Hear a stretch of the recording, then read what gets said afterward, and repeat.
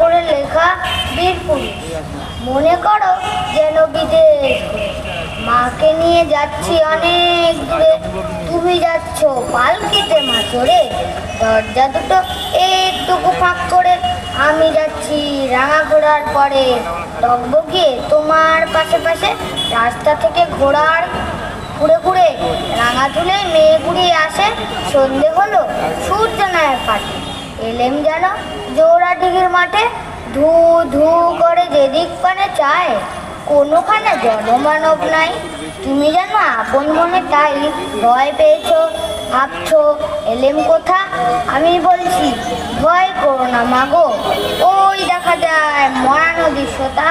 চোর কাটাতে মাঠ রয়েছে ঢেকে, মাঝখানেতে পথ গিয়েছে বেঁকে। গরু বাছুর নেই গো কোনোখানে, সন্ধে হতেই গেছে গায়ের পানে। আমরা কোথায় যাচ্ছি কে তা জানে, অন্ধকারে দেখা যায় না ভালো। তুমি যেন বললে আমায় দেখে, দিঘির ধারে ওই যে কিসের আলো।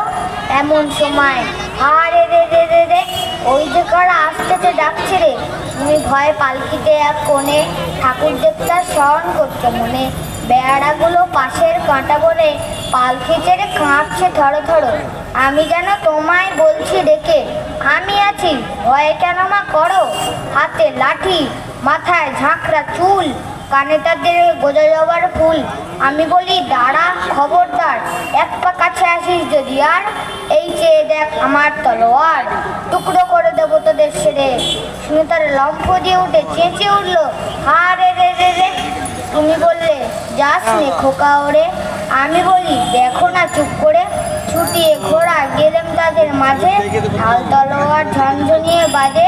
কি ভয়ানক লড়াই হলো মা, যে শুনে তোমার গায়ে দেবে কাঁটা।